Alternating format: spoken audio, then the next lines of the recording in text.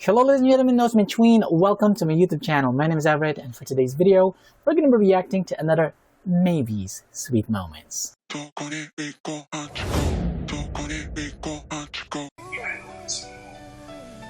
Sana all.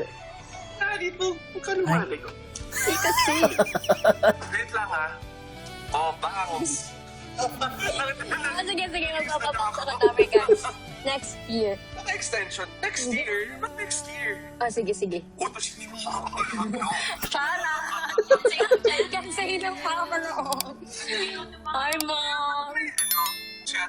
Kasi naninigas na siya. Tingnan mo yung score mo.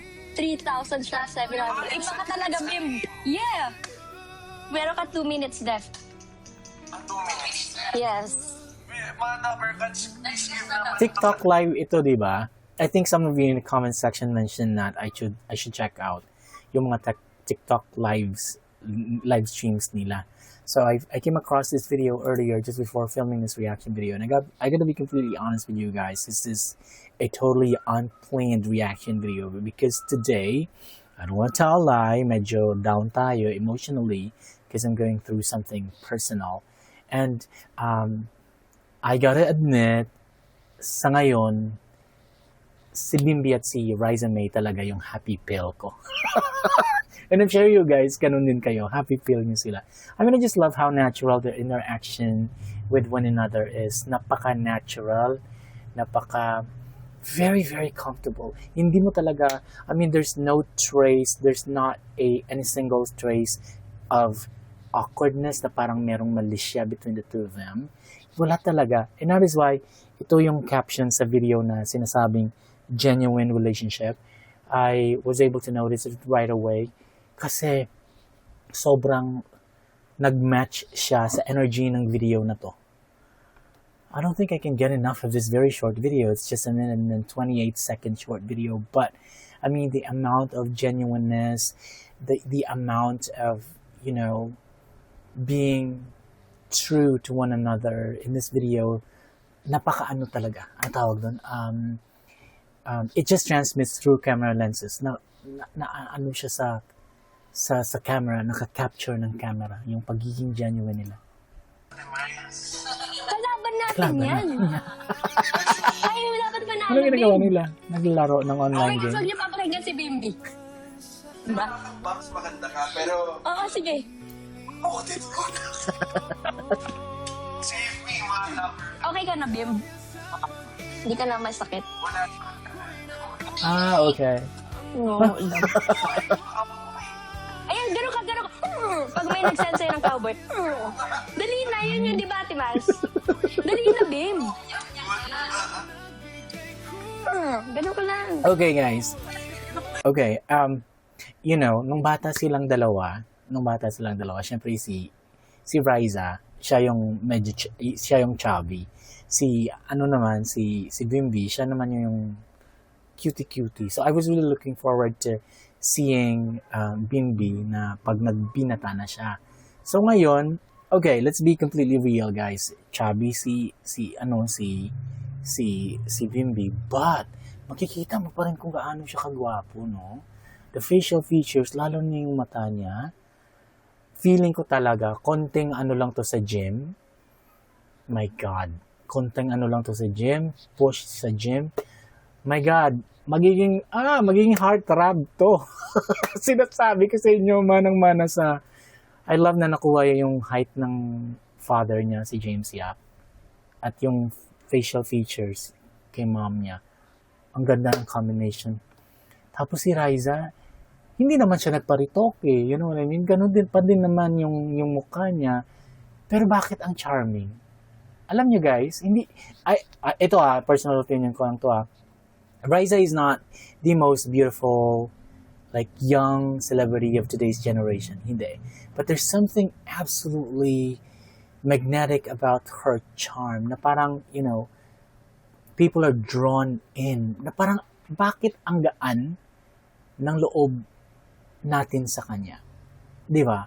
Ako personally, even before na pinipair up siya sa ibang artist, ang gaan lang talaga ng ano ko sa niya, ng vibe niya, and even sa mga bulagaan university, pag siya yung, kunyari yung teacher, hindi ko maintindihan. Sobrang gaan ng pakiramdam ko sa kanya. Ganun, that's how I also feel about Ma'am Alan Kay din. Magaan yung mga energy nila. Kuya, makamukon sa akin ha.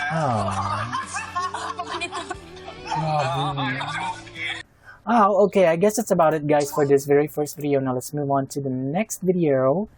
This one, nakita ko din ito earlier. So, okay, let's check this out. Maybe official. Shout out! Wow. Shout out! Ganda ng pagka-pronounce yan ng shout out. Go! Ulitan lang sila.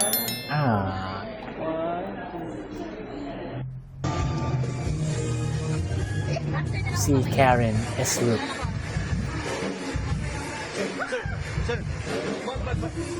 Sino yun? Cute. Hello. Oh, okay. I guess that's about it, guys, for this another short video. Gusto ko yung pagkasabi niya ng shout out. Na-emphasize na talaga yung ow sound. By the way, guys, for those of you who have no idea of this, I've been an English teacher this is actually my 21st year in teaching English. So, that is why mas komportable ako magsalita ng English kaysa sa Tagalog kasi hindi naman talaga ako pure Tagalog. So, gusto ko I love how he pronounces that word shout out, you know, napaka smooth, perfect pronunciation for me. And of course, we know that he went to an international school when he was a kid. And, excuse me, Coanco Aquino, what do you expect? All right, let's move on to this.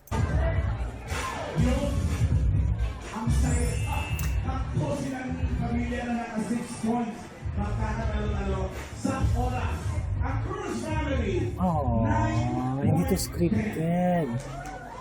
My God.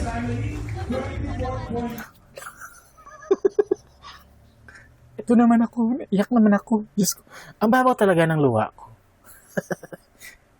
Naiyak ako. Hindi, because maybe, hala, stop. I don't like this. Alani, stop. Ayoko nito. Seryoso, guys. I don't know, ang baba ng luha ko. Ang babaw ng luha ko talaga. I don't know, napaka-genuine. Natatouch ako.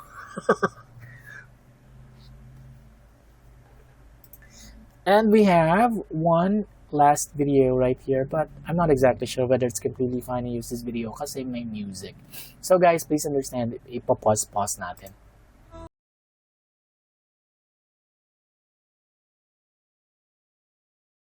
Ang ganda pa ng song. Sinong gumawa ng video na to? Nagmamatch yung song sa video. Oh.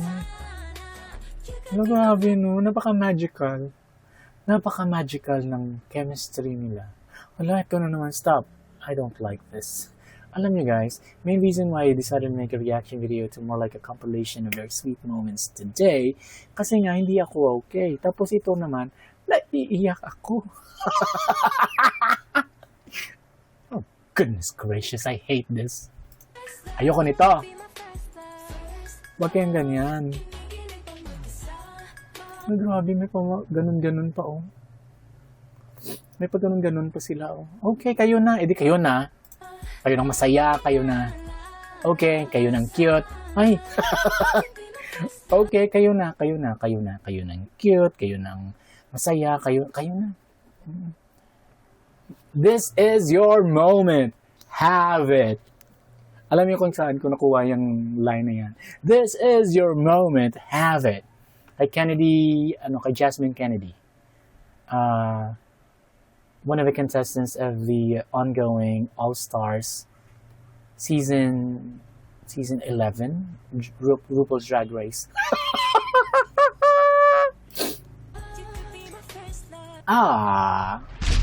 Alright guys, ano sa tingin nyo ang mga nangyayari? Let me know in the comment section below, okay?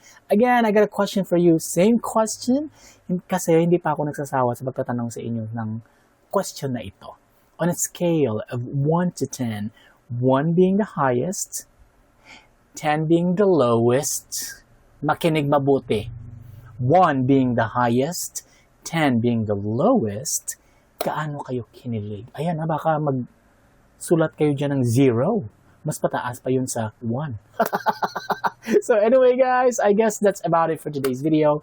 Thank you so much for watching this video. And if you like this video, hit that like button, hit subscribe, and hit that notification bell so that you can be notified when my next video comes out. Peace out.